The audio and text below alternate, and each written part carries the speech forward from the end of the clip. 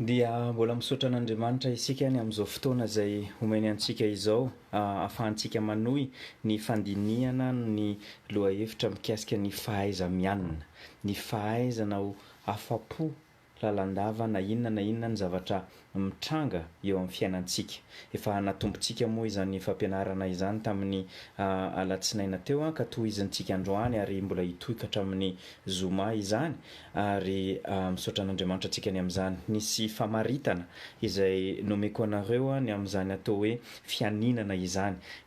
Teny tsy de fampiasantsika loatra moa izy io ka mety indraindray hoe tsy haintsika loatra hoe ino moa tena tiana hatongavana amin'izany hoe fianinana izany ka ny tenintsika fa hoe izany fianinana izany dia fatokiana tanteraka ao anatin'ny mpino ny fiandrianan'Andriamanitra sy ny fahatsarany ka miteraka voa dia ny fifaliana, ny fiadanana ary ny fankasitrahana eo amin'ny fiainany n'inona ny mety toe-java-mitranga iainany aty ivelany.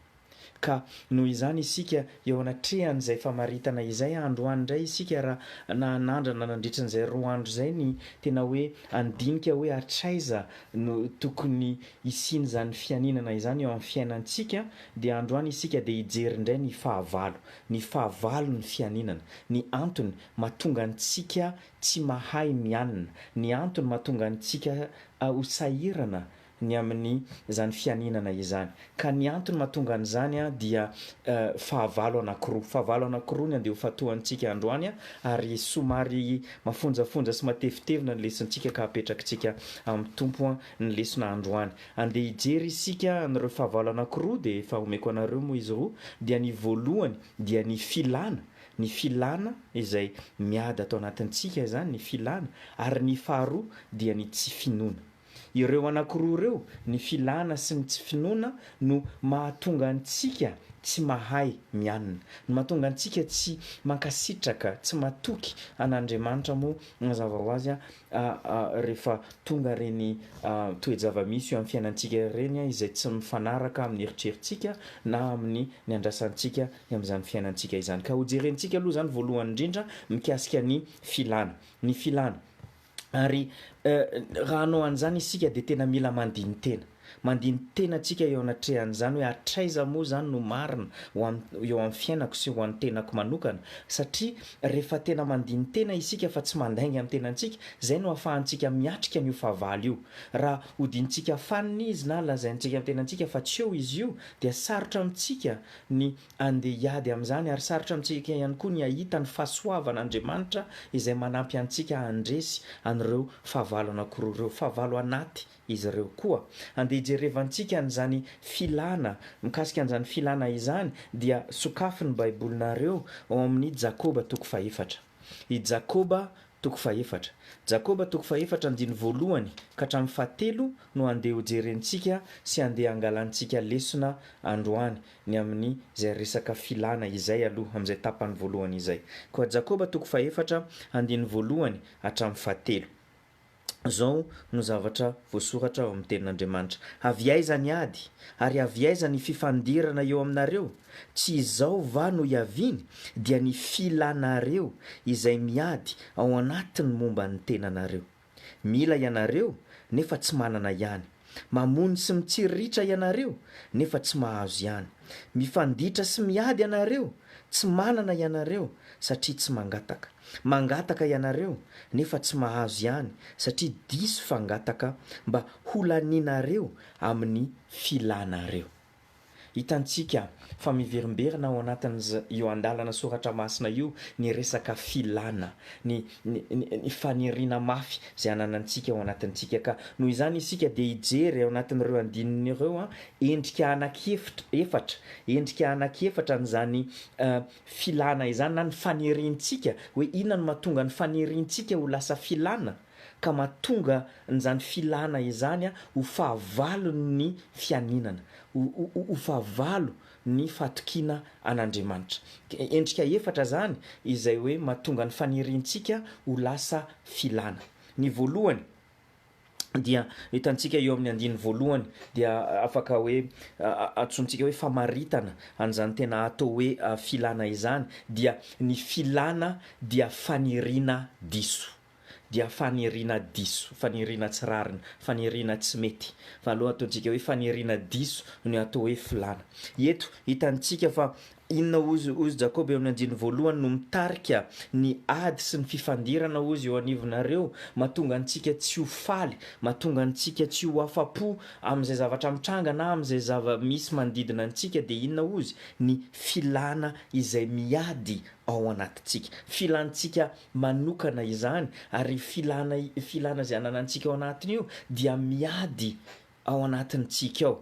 Dikan'izany hoe io atao hoe filana io zany dia faniriana mafy io, faniriana mafy ao anatiny. Ary ny hoe faniriana moa le teny amin'ny teny fototra moa ny amin'izany faniriana izany tsy voatery miresaka mombana zavatra ratsy akoriny. Ohatra le teny amin'ny teny hebreo dia atao hoe kamady, dia ampiasaina izy io ohatra any amin'ny salamo toko fahasivy amby folo, salamo fahasivy amby folo, rehefa miteny izy hoe tokony irina kokoa noho ny volamena aza ny tenin'Andriamanitra. Hitantsika amin'izany fa zavatra tsara no irina amin'izay. Amin'ny testamenta vaovao indray dia le teny hoe epithomeo no ampiasaina, ary amin'izay fotoana izay ihany koa dia mety miresaka momba ny zavatra tsara izany. Ohatra any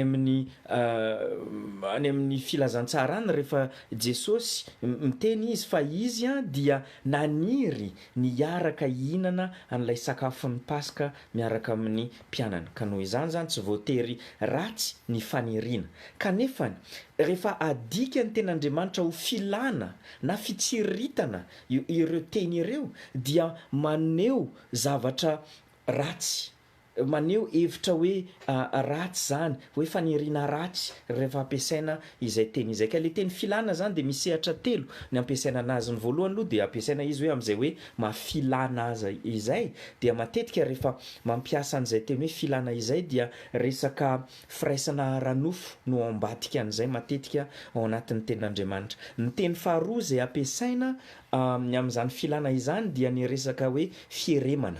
Ny fieremana dia matetika dia mikasika momba ny harena, ny vola sy ny fananana izany, hoe tsy mety ho afa-po fa mitady mihoatra hatrany ny amin'izany harena sy fananana na vola izany. Ary ny fahatelo, ny teny fahatelo moa izay fampiasa dia ny fitsiritana, ny fitsiritana na ny fialonana. Ary izay no teny hitantsika na dia eto amin'ny andin'ny faharoa aza dia efa hitantsika io teny io hoe mitsiritra na hoe mialona izany. Ary izany fialonana na fitsiritana izany dia tsy voatery akory hoe ho resa-bola foana, fa mety mitsiritra zavatra hafa isika, mety mialona ny olona isika noho ny zavatra hafa ankoatran'ny ara-bola. Ohatra mety misy olona fantatritsika izay hoe efa manambady, alaiko indray zay ohatra izay, efa nahita an'ilay olona zay tena hoe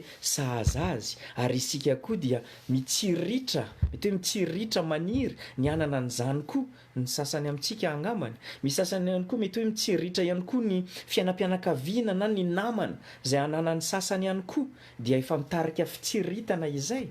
Misy sasany amintsika ihany koa mety lasa mitsiritra ny toe-java mitranga eo amin'ny fiainan'ny olon-kafa, ny asan'ny olon-kafa, ny fianaran'ny olon-kafa, ny zavatra iainan'ny olon-kafa. Ary ihany koa indraindray tsy voatery hoe ananan'ny olon-kafa, fa indraindray ny saintsika dia mifantoka amin'ilay mbola tsy ananana, ilay toe-java misy eo amin'ny fiainantsika izay mbola tsy hainantsika fa iandrasantsika fa ho avy any afarany.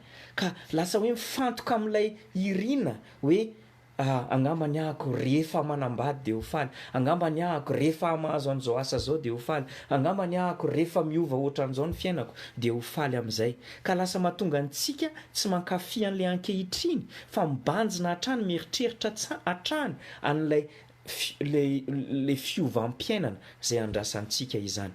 Misy zavatra anankiray ihany koa izay mety tsiritintsika any amin'ny olona dia ny fanomezam-pahasoavany, ny fahaizany manokana na ny traikefany. ka lasa mahatonga antsika mieritreritra hoe fa maninona ary izy no manana anareo fahaizana manokana reo, maninona ary izy no manana anareo fanomezam-pahasoavanareo ka maninona tsy za, maninona izy mahay mitendry be, maninona izy no mahay mihira be kanefa zahako mampitsoaka ny olona rehefa mihira ako, maninona no sarotra amiko ny mifandray amin'ny olona kanefa ho an'ny raha anina tena mora kely amina ny mifandray amin'ny hafa. Ka mitarika mamokatra karazana fitsiritana ao anatintsika izay zavatra izay.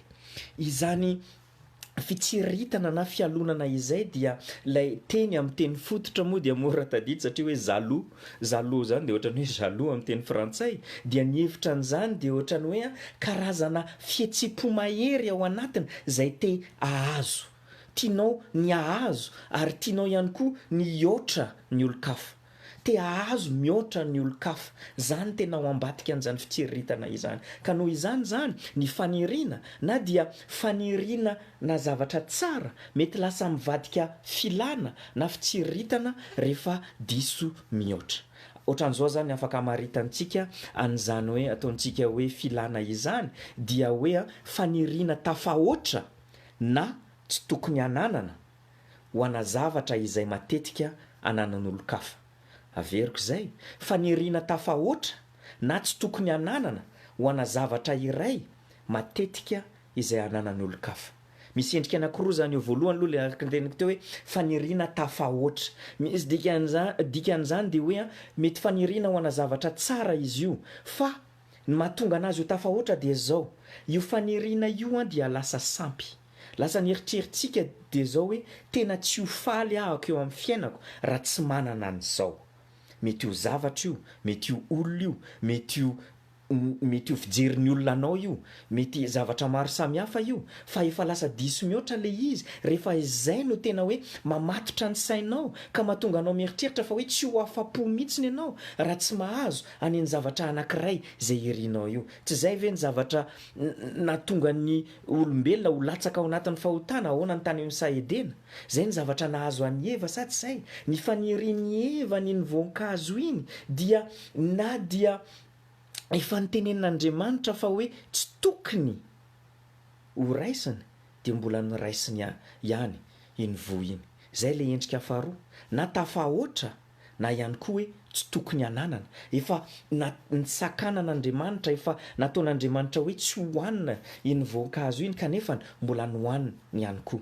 Omeko ohatra anankiray nareo mbola eo resaka fanambadiana io ihany, zavatra tsara ho anareo izay mbola mpitovo, izany hoe mitady vady, hoe maniry ny hahazo vady, kanefany zavatra ratsy raha sendra vadin'olo-kafa ny tianao ananana.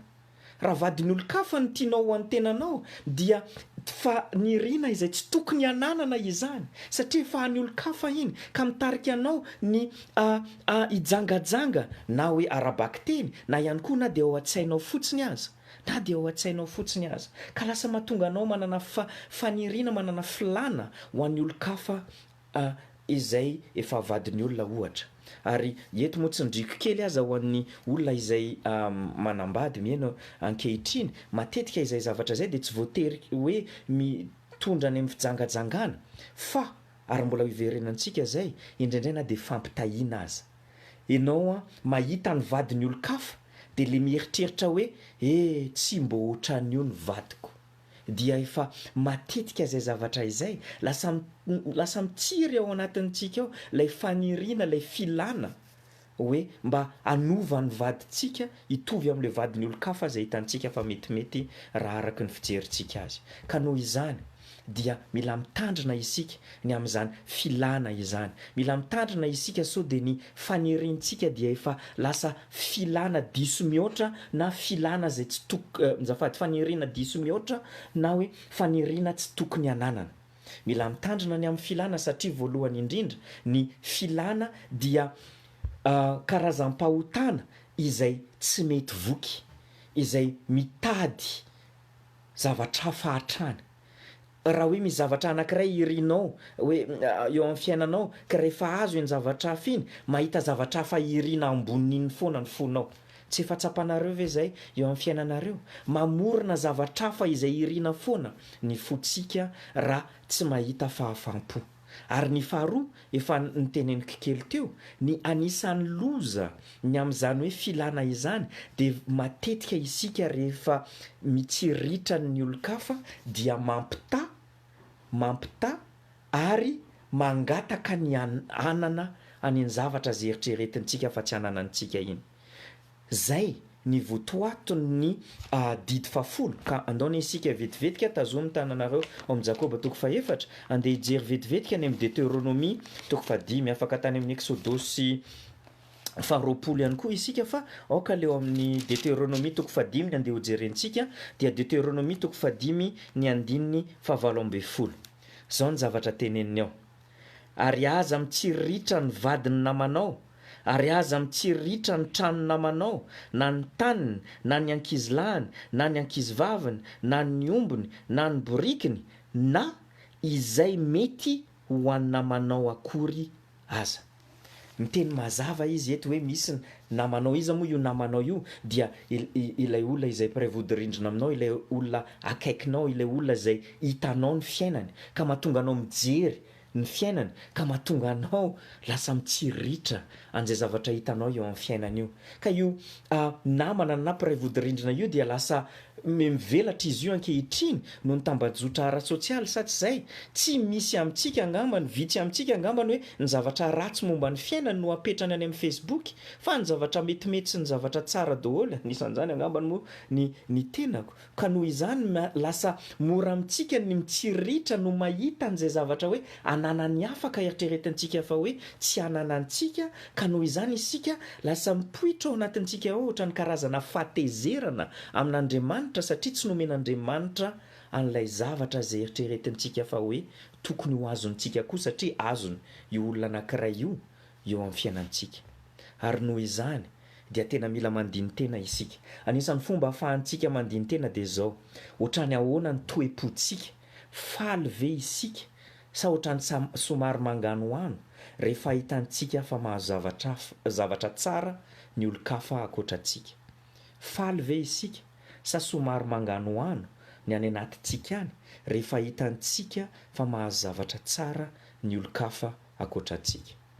Ary noho izany zany ny filana dia ota anankiray zay tena mila hitandremantsika. Araka ny tenenintsika tsy mety ho afa-po io fa mbola mangataka mihoatra hatrany. Faharoa, mampitaha amin'ny hafa io ka lasa fifaninanana amin'ny hafa indray no ifantohantsika eo amin'ny fiainantsika. Ary fahatelo, izy io dia antsoin'ny olona sasany hoe renin'ny fahotana hafa satria io fahotana anankiray io dia mitarika fahotana hafa, ohatra fijangajangana, ohatra fangalarana, ohatra fandaingana, na inona ny zavatra izay iriantsika ka rehefa lasa diso mihoatra izay faniriana izay dia mitarika amin'ny fahotana hafa. Raha miverina ao amin'ny bokin'ny Jakoba nareo dia ndao ny jerentsika kely ny ao amin'ny Jakoba toko voalohany dia jerenareo ny andininy fa efatra ambin'ny folo sy fadimy ambin'ny folo. Zao ny teneniny ao amin'ny Jakoba toko voalohany andininy fa efatra ambin'ny folo sy fadimy ambin'ny folo hoe: fa samy alaim-panahy ny olona raha tariany filany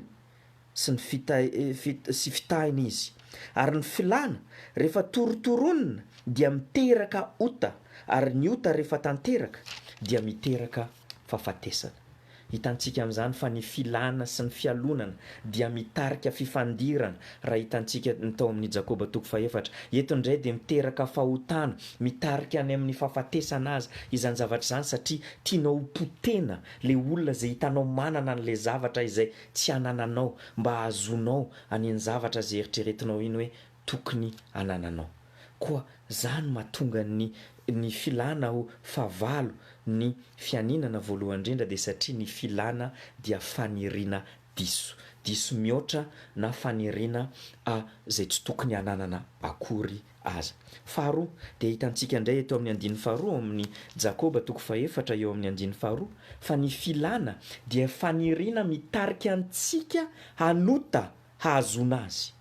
Araka ny efa hitantsika teo zany, izy zany mahatonga anazy tenenana anazy fa izy no ohatrany hoe renibe ny fahotana hafa satria ijereo ny zavatra teneniny eto amin'ny andininy faharoa eto: mitarika inona hono le filana, tarika antsika hamono, tarika antsika hiady amin'ny hafa, tarika antsika hifanditra amin'ny hafa izany filana izany satria tianana an'izay zavatra hoe ananany hafa izany ary angamba mety hoe tsisy amintsika engany no hoe tena hoe andeha hamonony olo-kafa arabaky teny kanefa ny raha mijery any amin'ny jaona voalohany toko fahatelo jaona voalohany toko fahatelo ny 5:10 dia mampitandrina antsika ny ten'Andriamanitra eo fa hoe izay mankahala ny ralahany dia mpamono olona raha vao misy an'izay fankahalana zay ao am-potsika no ny zavatra azony olo-kafa dia ohatrany famonona azy izany araka ny tenin'Andriamanitra ary fantatrareo zany tenin'Andriamanitra fa tsy misy mpamon'olona zay andova ny fiainana mandrakizay ary tsy manana an'izany fiainana mandrakizay mitoetra ao anatiny izy ary zay zavatra zay dia afaka ampitahintsika amin'ny tenenin' Jesosy ihany koa any amin'ny Matio toko 5 izay zavatra izay koa noho izany ny fankahalana dia matetika vokatry ny faniriana tsy tanteraka eo amin'ny fiainan'ny olona iray kanefa hitantsika tanteraka eo amin'ny fiainan'ny olo-kafa hitantsika zany matetika fa zany ihany koa no mitarika ny fifandirana sy ny ady eo anivon'ny olona anankiroa ary azontsika angambany izay zavatra izay mety misy faniriana ho ana zavatra tsara kanefany raha manota isika mba ahazona azy dia efa nivadika filana ary efa fahavalo ny fianinana izany ohatra anankiray izay hitantsika eo amin'ny soratra masina ny amin'izany dia i Sara fantatrareo ny tantaran'ny Sara ny eo amin'ny testamenta taloha zavatra tsara zany maniry ahazo zaza izany satria ihany koa efa tao anatin'ny teny fikasana izay efa nataon'Andriamanitra taminy zany kanefa inona ny ataony mba ahazony an'izany zaza izany dia tsy nahandry an'Andriamanitra izy fa nanolotra ny Agara dia ny mpiasa vaviny zany mba atory miaraka amin'ny vadiny ka sady nanota izy no nitarika amin'ny vadiny tao anatin'ny fahotana mba ahazona an'izany zaza izany ka hitantsika amin'izany fa ny faniriana dia lasa filana lasa zavatra ratsy zany rehefa manota isika mba ahazona azy araka ny hitantsika eto amin'ny 5 eo amin'ny 7 indray isika ao amin'ny Jakoba toko 4 dia azao indray ny hitantsika momba ny filana. Ny filana dia faniriana izay misy antony manosika diso ao ambadika. Efa ny faniriana zany dia lasa filana rehefa zavatra ratsy na zavatra tsy tokony ho izy na zavatra diso no manosika antsika ahazo any ny zavatra iny. Jerenareo ny 7 eo amin'ny tapany faharoa hoe diso ozy ny fangatahantsika satria inona ny antony manosika antsika ozy mba angataka an'izay zavatra angatahantsika. Inona ny antony mahatonga antsika hoe manao an'ilay karazana fangatahana ataontsika mba ho laniana amin'ny filana, mba ho laniana ny amin'ny filana. Zay le anisan'ilay voka-dratsy an'ilay mampitaha amin'ny hafa. Lasa mahatonga antsika te hahazo ohatran'ny hafa ary mahatonga antsika hoe izay te hahazo ohatran'ny hafa izay no antony manosika antsika na dia ny mangataka azy. Fantatrareo angamba ny ohatra ny zanak'Israely tamin'izareo nangataka mpanjaka tamin'Andriamanitra izy ireo. Inona ny antony? Satria mijery manodidina zareo dia ny firenena manodidina rehetra nanana mpanjaka dia izy ireo nahita fa zareo tsy manana mpanjaka ka nitsiritra izy ireo ka nangataka mpanjaka ihany koa. Ka noho izany dia mila mitandrina isika amin'izay antony manosika antsika angataka an'izay zavatra angatantsika amin'Andriamanitra. Ny antony manosika antsika haniry zavatra anankiray. Satria raha araka ny hitantsika izay amin'ilay ohatra maro samihafa izay hitantsika teo ao anatin'ny Baiboly avy any amin'ny Sahidena ka hatrany amin'ny zanak'Israely, misy voka-dratsy foana ny filana, ny faniriana diso mihoatra na ny faniriana izay tsy tokony ananana. Fa misy zavatra anankiray ihany koa mbola tiako ampiana, mbola tiako tsindriana momba ny filana dia izao. Ny filana dia faniriana mitarika antsika hanota eo am-piandrasana an'izay zavatra irintsika. Ny filana dia faniriana izay hoe noho ny faniriana ananantsika iny dia manota isika eo am-piandrasana an'izay zavatra iverintsika fa tena hitondra fifaliana ho antsika. Ka lasa mahatonga antsika manana an'izao eritreritra izao. Satria tsy manana an'izao dia zoako ny mitaraina, zoako ny miady amin'ny hafa, zoako ny manota ary zoako ny mampiseho amin'ny olona rehetra fa tena tsy mety mihitsy ny fiainako raha tsy manana any zavatra iriko iny. Ka adinitsika tanteraka ny afatra ny tenin'Andriamanitra ny amin'ny Tesaloniana voalohany toko 5 ny 9:12 ka hatramin'ny 17 zay miteny antsika hoe ahoana? Mifalia mandrakariva ka aza maninona azafady mifalia mandrakariva, mivavah ka aza mitsahatra, misaora amin'ny zavatra rehetra. Lasa tsy misy an'izay fisaorana lalandava izay, tsy misy an'izay fifaliana lalandava izay, tsy misy an'izay fianteherana amin'Andriamanitra lalandava izay, fa satria mbola tsy azoko le zavatra nandrasako dia mbola tsy afaka hifaly ahako, mbola tsy afaka hisaotra an'Andriamanitra ahako satria mbola tsy ananako ilay zavatra izay tena iriko. Ka noho izany zany, inona moa no tena atao hoe filana noho izany? Inona no mahatonga an'ilay filana hoe fahavalo ny fianinana? Dia izao, ny filana dia fikomiana ao am-pontsika hanohitra an'Andriamanitra. Ny filana dia fikomiana ao am-pontsika hanohitra an'Andriamanitra. Hanohitra an'Andriamanitra satria rehefa manana an'izay filana zay isika dia amin'ny lafiny anankiray na amin'ny lafin-kafa isika dia misy zavatra izay tsy inotsika momba an'izay nambaran'Andriamanitra momba ny tenany na momba an'izay ataony eo amin'ny fiainantsika. Dikan'izany, rehefa manana filana isika ao anatintsika dia ny fifandraisantsika amin'Andriamanitra dia lasa voakasika satria isika dia tsy matoky tanteraka aminy ary tsy miankina tanteraka aminy. Ka noho izany isika dia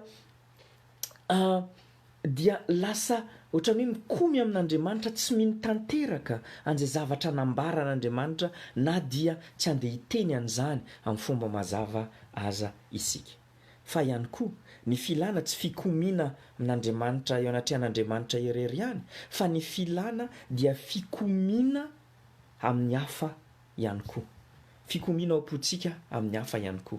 Lasa manova ny fifandraisantsika ny hafa sa tsy izay rehefa mialina azy isika, rehefa mitsiriritra azy isika dia lasa manova ny fomba fijerintsika ny hafa. Zao ny zavatra ataontsika rehefa mila isika, rehefa mitsiriritra na mialina isika dia zao ny zavatra tena ambarantsika.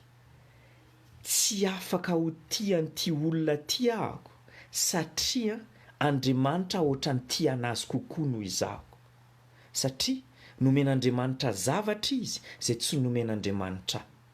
Ka noho izany tsy afaka maneho fitiavana amin'ny olona io ahako satria ahoana ary no mahatonga azy ho tian'Andriamanitra bebetsaka kokoa noho izahako. Ka noho izany lasa inona fotsiny le olona eo masontsika, lasa fitaovana, lasa ohatran'ny karazana fandrefesana izay ampiasaintsika fotsiny mba handrefetantsika ny fitiavan'Andriamanitra antsika. Hatraiza re ny fitiavan'Andriamanitra raha fijeriko azy, raha hatreto ny fitiavan'Andriamanitra n'ity olona anankiray ity dia nenahy zany hatreto. Lasa le fiainan'ny olon-kafa indray no entintsika hijerevana handrefesana n'ilay fitiavan'Andriamanitra antsika. Ka noho izany tsy afaka ho tia azy isika. Ka mamokatra inona hoy izy ilay izy araka ny ao amin'ny Jakoba toko 4, mamokatra fifandirana ary mamokatra ady eo anivon'ny samy zanak'Andriamanitra. Ka noho izany mila mianatra isika ny mitandrina ny amin'ny filana, ny mitandrina mba tsy hamelan'ireo filana ireo lasa mibana eo amin'ny fiainantsika ka hahatonga antsika tsy afaka hianina, hahatonga antsika tsy afaka ho afa-po amin'ny zavatra ananantsika eo amin'ny fiainantsika, fa dia mila hatrany ary mitsiriritra an'izay zavatra ananany hafa. Fa zany filana izany dia miankina amina fahotana anankiray ihany koa araka ny teneniko taminareo tany amin'ny voalohany, ny antso hoe ny filana ihany no fahavalon'ny fianinana, fa eo ihany koa ny tsy finoana. Ny tsy finoana satria inona moa mahatonga antsika tsy faly? Inona mahatonga antsika tsy afa-po? Inona mahatonga antsika tsy miadana? Inona mahatonga antsika tsy mankasitraka? Dia satria variana loatra isika mijery an'izay tsy ananantsika mihoatra noho ny fijerevana an'izay efa nomen'Andriamanitra antsika. Ka noho izany rehefa manao an'izay isika dia amin'ny lafiny anankiray dia mino isika fa mizavatra izay mbola tsy nomen'Andriamanitra antsika, ka ao ambadika an'izany dia misy tsy finoana ao, misy tsy fampinoana ao anatin'izay. Misy mpanoratra anankiray izay dia zao ny zavatra soratany hoe ny tsy fahafam-po dia ako ny tsy finoana. Ny tsy fahafam-po na ny tsy fianinana dia akony tsy finoana. Misy zao ihany koa ny teneniny hoe ratsy kokoa ny tsy fatokisana noho ny fahoriana. Mino an'izany marina ve isika hoe ratsy kokoa zany hoe tsy matoky an'Andriamanitra izay toy izay hoe mandalo fahoriana. Zay ny zavatra resahantsika eto. Ka rehefa manana filana isika, le filana diso, le faniriana diso mihoatra na le faniriana tsy tokony anana zay ny resahantsika teto, de misy zavatra anankitelo matetika izay tsinotsika andeha ho tany saiko antsika eto vetivetika eto amin'izay fotoana ananantsika zao. Ny voalohany de zao, misy zavatra izay tsinotsika momba ny toetra an'Andriamanitra. Misy zavatra tsinotsika momba ny toetra an'Andriamanitra. Rehefa hitantsika zay tanatin'le famaritana dia misy lafiny anankiroa indrindra izay tsinotsika. Dia ny voalohany aloha dia ny fiandrianan'Andriamanitra. Satsy zay mety eritreretintsika na de tsy teny an'izay aza ny vavantsika fa ny eritreritsika hoe tamin'ity ray toraka ity de ohatrany tsy voafen'Andriamanitra zany zavatra mitranga eo amin'ny fiainako zany. Fantatro fa mety tsisy amintsika ny andeha hiteny an'izany, fa zany ny eritreritra mandalo ao an-tsaintsika ao hoe na Andriamanitra tsy mahavoafehy an'izao zava-mitranga zao, na tsy voafeny tsara araka ny eritreretako azy izao zavatra mitranga eto amin'ny fiainako izao. Ary ny zavatra faharoa zay ametrahantsika fanontaniana de ny hatsara an'Andriamanitra. Lasa mieritreritra antsika ao an-tsaintsika izao hoe tena tsy tsara zany Andriamanitra izany raha velany tranga eo amin'ny fiainako izao zavatra izao. Tsy afaka tsy andeha hanonona an'izany mihitsy ny vavantsika, fa ny eritreritrsika de zao hoe Andriamanitra tsy tena tsara ianao satria avelanao mitranga izao zavatra mitranga eo amin'ny fiainako izao. Mila tadidintsika hatrany fa na inona no mitranga eo amin'ny fiainantsika dia tsy kisendrasendra izany fa nandalo teo amin'ny tanam-pahasoavan'ny raintsika izay any an-danitra. Ka mila mino tokoa isika fa tena raintsika marina Andriamanitra. Ka raha raintsika ve de zavatra ratsy no andeha omeny eo amin'ny fiainantsika? Raha tena mino tokoa isika fa izy tokoa no tsy rifesy mandito fa izy no mandrindra ny zavatra rehetra eto amin'ity zao tontolo izao, dia tsy mino ve isika fa na de reny zavatra rehetra mitranga eo amin'ny fiainantsika reny de eo ambanin'ny fifehezany avokoa, na de tsy azontsika aza ny zavatra ataony. Zay no mila hitandremantsika satria indraindray isika de tsy faly, indraindray isika tsy afa-po rehefa tsy araky ny eritreritsika na tsy azontsika ny zavatra izay ataon'Andriamanitra eo amin'ny fiainantsika. Ary ihany koa indraindray isika tsy afa-po satria eritreretintsika fa tsy ampy ny ataony Andriamanitra eo amintsika. Ka lasa mahatonga antsika mametraka an'izao am-pontsika. Faly ahako rehefa manana an'Andriamanitra sy zavatra hafa. Mpanoratra anankiray fantatrareo de John Piper dia nanoratra betsaka momba n'ity zavatra ity de nampitahiny ny ary teneny fa hoe mitovy ny didy voalohany sy ny didy farany. Ina moa ny didy voalohany? Aza manana andriamanikafa, sa tsy zay? Ary ny didy fahafolo moa zany de hoe ahoana? Aza mitsiritra. Reo zavatra reo dia mitovy ihany. Ny fo mitsiritra dia fo mizara.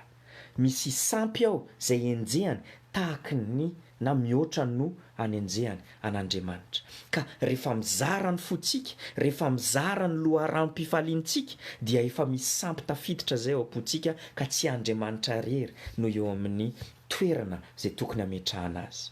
Ohatrany hoe lasa miteny isika zany ao anatin'izany rehetrarehetra zany, ary zany maloza an'ilay fahotan'ny filana sy ny tsy finoana, de zao ny tena maloza azy. Lasa mitarika antsika tsy hankasitraka ny hazo fijaliana an'i Jesosy Kristy. Ohatrany hoe lasa miteny isika ao am-pontsika hoe ny hazo fijaliana an'i Jesosy Kristy de tsy fanambarana mpitiavana ampoa, fa mbola ampio Andriamanitra. Omeo anahy le zavatra zay iriko, satria rehefa omenao anahy le zavatra zay iriko, zay vao tena fantatro fa tena tianao marina, tena tianao marina ako.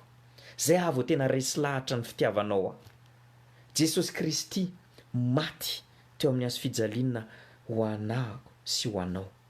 Inona no mbola porofom-pitiavana mbola tadiavintsika ankoatran'izay? Tsy rariny fiainana ozantsika matetika, kanefa marina tokoa zany tsy rariny satria niatrany mafy ny tompo mba hanehoany ny fitiavany antsika ka tonga antsika hita fa ampy tokoa ary ampy ho antsika tokoa ny fahasoavany sy ny fitiavany antsika. Ka ny tsy finoana zay ananantsika zany dia tsy finoana ny toetran'Andriamanitra. Faharoa ny karazana tsy finoana ananantsika ihany koa dia ny tsy finoana fa hoe ny any an-danitra no tena tranontsika. Ny any an-danitra no tena tranontsika. Ohatrany tsy dia mino an'izany isika indraindray rehefa manana an'izay karazana filana izay. Lasa mieritreritra isika fa hoe eto mba ahazoko an'le tombontsoa aketo no tena tadiaviko. Ka lasa adinitsika fa isika dia mpizotra sy mpivahiny fotsiny eto an-tany. Ka lasa mahatonga antsika mieritreritra fa hoe tokony hatanteran'Andriamanitra zao dia zao ary eto daholo izay zavatra irintsika. Ka lasa adinitsika ny maniry sy ny miandry an'ilay tena tranontsika izay any an-danitra any. Raha mbola le eto an-tany no hitadiavantsika ahafapo antsika dia tsy ahafapo antsika mihitsiny satria ilay efa nomanin'Andriamanitra ahafapo antsika tanteraka dia ilay any an-danitra. Dia ilay any an-danitra dia ny fiainantsika mandrakizay any. Ny fahatelo izay ataoko aingakaingana eto azafady fa somary mandeha ny fotoanantsika dia ny fahatelo dia zao: tsy tena mino isika. Ny tsy finoana fahatelo ananantsika, tsy tena mino an'ilay tanjona izay ananan'Andriamanitra amin'ny fiainantsika. Tsy tena mino an'ilay tanjona izay ananan'Andriamanitra eo amin'ny fiainantsika isika. Misy mpanoratra anankiray ihany koa fantatrareo angamba ny C.S. Lewis. Zay C.S. Lewis izay dia ny zavatra ataony dia mampitahantsika amina trano. Isika dia ohatrany hoe trano izay amboarin'Andriamanitra. Ka amin'ny voalohany rehefa amboarin'Andriamanitra isika, rehefa amboarin'Andriamanitra le trano dia tsy mampanina antsika rehefa mandoko fotsiny ny ataony na hoe somary amboarina ilay tafo mba tsy ho hisy tete intsony ao anatin'ilay trano. Fa rehefa manomboka manova zavatra ao anatin'ilay trano ka misy rindrina ohatra arodany, ka misy zavatra ovaina ao anatin'ilay trano dia manomboka lasa mieritreritra isika hoe fa inona ary tia ataon'Andriamanitra eo amin'ny fiainako. Lasa fanina isika satria isika dia ilay heverintsika dia hoe Andriamanitra anamboatra an'ilay trano araka ny eritrerintsika, kanefa ny tanjon'Andriamanitra dia anova an'ity trano an'ity trano dia ny tenantsika ity ho lapa hipetrahana. Ho lapa anankiray izay hidirana ka hoe ahatonga antsika hitovy endrika amin'ny zanany. Zany ny tanjon'Andriamanitra eo amin'ny fiainantsika. Ny tanjona dia tsy ahatonga antsika hiadana eto amin'ity fiainana ity ka hoe tsy hanakolana mihitsiny amin'ilay karazana fiadanana izay eritreretintsika ny amin'izany, satria izany tanjona anantsika izany dia kely loatra ohatran'ilay trano teo. Fa ny tanjony dia ny ahatonga antsika hitovy amin'ny zanany. Ka na inona ny zavatra izay ataony sy izay zavatra avelany hitranga eo amin'ny fiainantsika dia nitarika antsika ho lasa lapany, ho lasa hitovy endrika amin'ny zanany. Tsy goavana ve izany? Goavana izany zavatra izay tanterahan'Andriamanitra eo amin'ny fiainantsika izany. Amarana koa azy dia misy tantara kely izay tiako hozaraina aminareo. Dia ity tantara ity dia mombana kaopy vy anankiray sy vilia lovia porcelaine. Azontsika an-tsaina angambany zany le bakoly tsara be, vilia bakoly tsara be any anankiray dia le ray le kaopy vy tsotsotra ireny. Ka fampiresaka izy ireo na hoe samy resaka amin'ny tenany izy ireo, ka ilay lovia bakoly dia mieritreritra ao an-tsainy hoe za angambany dia tsy tiany tompoko. Ohatran'le kaopy no tiatiany kokoa noho izahako. Le kaopy no ampiasainy isan'andro. Isa-maraina izy rehefa misotro kafe dia mampiasa n'iny kaopy kely vy iny. Za dia miandry atanaty armoara ato lasa feno vovoka fotsiny fa tsy ampiasaina mihitsiny. Engany za dia tena maniry aho tahaka n'ilay kaopy vy. Izy dia tena mafy ary izy dia azo ampiasaina isan'andro ary mora ampiasaina, fa za tsy tahaka izany. Ilay kaopy indray tsy ambadika atsy dia zao indray ny zavatra mandalo ao an-tsainy ao. Angamba ny zahako tsy tian'ilay tompoko tahaka ny tiavany an'ilay vilia bakoly. Jereny za isan'andro androtsahany an'iny zavatra mafana iny maimay mihitsy ny ahako andalovany iny zavatra mafana iny dia rehefa vita ny zavatra ataony dia atsipitsipiny any anatin'ny evie fotsiny ahako rehefa vita ny zavatra ataony. Kanefa ilay lovia bakoly dia raisy moramora dia kolokoloany ery ary rehefa misy fety, rehefa misy fotoana manokana, rehefa tonga daholo ireo anamany, zay vao mampiasa an'ilay lovia bakoly izy.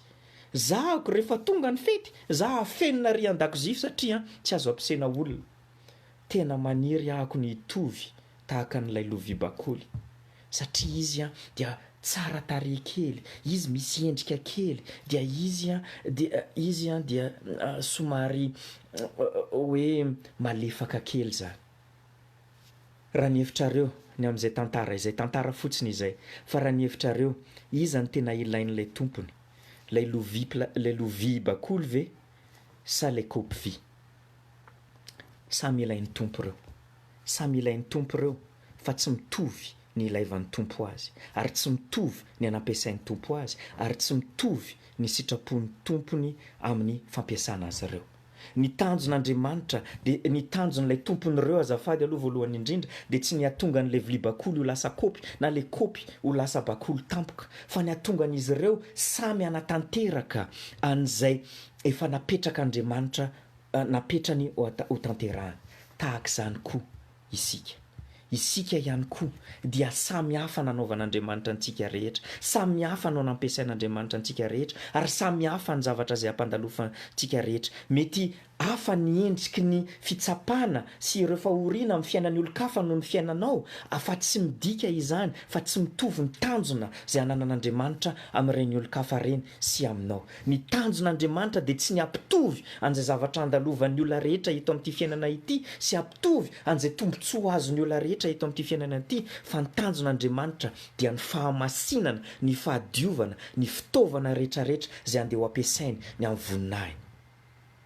Araka ny teny ny Thomas Watson dia izao ny teneny amin'ny bokiny anankiray dia izao hoe ny kristianina izay mahay mianina dia noho ny fahefan'ny tenin'Andriamanitra dia maniry ny eo ampelantanan'Andriamanitra tanteraka amin'ny fiainany, ka hanatanteraka an'izay tian'Andriamanitra ho tanterahany ampifaliana na inona ny toe-javatra hampandalovan'Andriamanitra azy. Engany ananan'izany karazany toetra izany isika, engany ananan'izay karazana fahavononana izay isika, fa tsy hahatonga ny filana sy ny fitsiritana sy ny fialonana ary ihany koa ny tsy finonan'Andriamanitra hibahanao potsika ka hahatonga antsika tsy ho faly amin'izay ananantsika, fa hijerinay ny hafa foana na hijeriny ho avy foana ka tsy mankafy an'ilay ankehitriny, tsy hahatonga antsika tsy lasa mamolavola karazana fahazarana ny amin'ny fianinana eo amin'ny fiainantsika, satria fantatsika fa baikoan'Andriamanitra isika ny amin'izany, fantatritsika fa ampianarin'Andriamanitra ny amin'izany isika, ary fantatritsika fa ilay Andriamanitra izay tiantsika dia efa nanome antsika an'izay rehetra ilaintsika hahatonga antsika hanatanteraka an'izany tanjona izay ananana eo amin'ny fiainantsika izany. Koa inona ary ny fahavalon'ny ny fianinana azafady, ina ary ny fahavalon'ny fianinana hoy isika dia ny filana sy ny tsy finoana. Engany ny tenin'Andriamanitra tokoa ny asa ao anatintsika ka hahatonga antsika hibanjina tsara hatrany ny hatsaran'Andriamanitra, ny fiandrianan'Andriamanitra sy ny tanjona izay ananan'Andriamanitra ho antsika, mba hahatonga antsika ho fitaovana madio eo ampelantanany izay afaka ampiasainy ho an'ny voninahiny. Rapitso isika dia andeha hijery ny amin'ny fomba izay ahafahantsika mitombo ny amin'izany fianinana izany. Ahoana tsara moa fantatro fa baiko io, fantatro zavatra manakana anahako tsy hanana an'izany fianinana izany, fa inona amin'izay ary ny tokony ataoko ankehitriny mba hitomboko ny amin'izany fianinana izany. Rapitso no valintsika izany fantanina izany fa aoka aloha isika hivavaka. Andriamanitra rainay dia mbola misaotra anao izay ny amin'ny teninao. Heny tokoa Andriamanitra, ianao dia namorona anay ary anatin'ny namoronanao anay dia manana faniriana izay any anatinay ihany. Kanefa indraindray Andriamanitra fantatray fa ireny faniriana ireny dia lasa sampy, lasa filana, lasa maka ny toeranao amponay, lasa mahatonga anay tsy mino anao, lasa mahatonga anay metra-panontaniana ny amponay ihany ny amin'ny toetranao, ny amin'ny hatsaranao. Ny fonany amin'izany zay Andriamanitra, ary mangataka aminao zay Andriamanitra, ianao ny ampitombo hatrany anay ny amin'ny fahafantaranay sy ny fatakaranay ny maha-izy azy anao sy ny tanjona izay anananao aminay zanakao. Ary ahatonga anay hampiasa ny fiainanay ho fitaovana eo am-pelantananao ahazonao voninahitra amin'ny lafim-piainanay rehetra. Dia amin'ny anaran'i Jesosy Kristy no anaovako izany vavaka izany. Amen. Dia mbola misaotra antsika rehetra.